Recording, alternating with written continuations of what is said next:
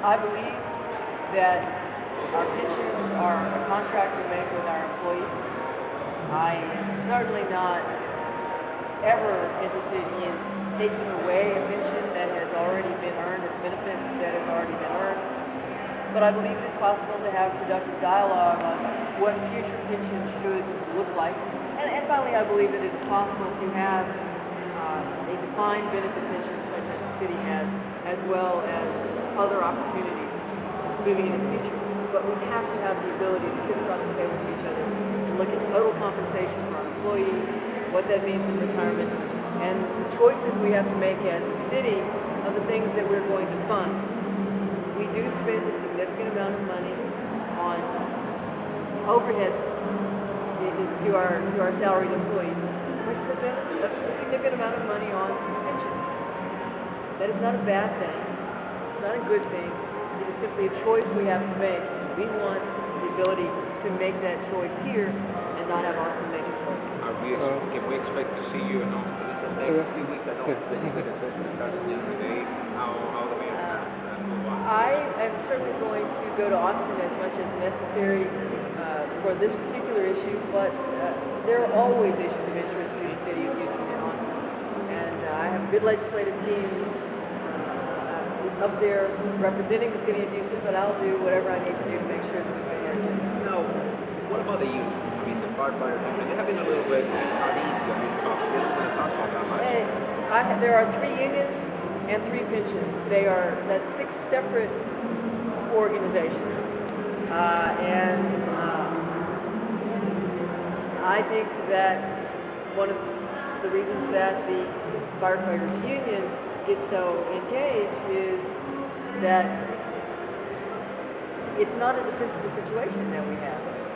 If I can negotiate directly with police, if I can negotiate directly with municipal employees, and we have done it successfully, why can't we do that with the fire pension? There's no real good answer. Brief question. Expected that may change. Have any members of the Houston legislative delegation agreed to file bills to change the situation, others repeal the special statute? I believe that simply because of the national discussion that has been going on for more than a year about pensions, that there may be a lot of different pension legislation filed or discussions had in Austin. The city of Houston's request is only that we have permissive meet and confer with our fire pension here in Houston. Right. But I think it's going to be caught up in a larger context, and I don't know exactly what bills are going to be filed up there. Okay. Thank you, Mayor. Thank you. Thank you. Thank you so much. You know that's going to make your viewers' eyes glaze over. Well, yeah. Just by the way, Attorney Feldman filed a lawsuit to get a court order to compel a certain amount of disclosure. I think of the fire pension fund. Yes.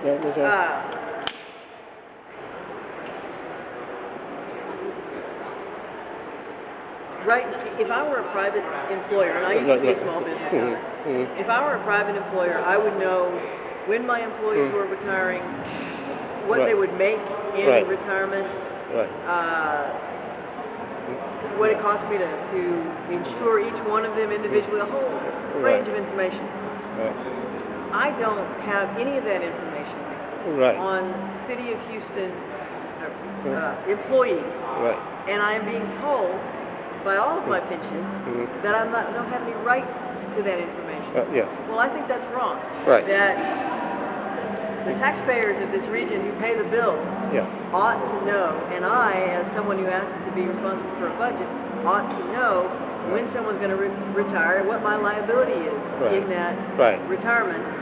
So we challenged the firefighter pension to provide us with, I don't even have to know the name of the potential retiree, employee X. I'd like, tell me for employee X.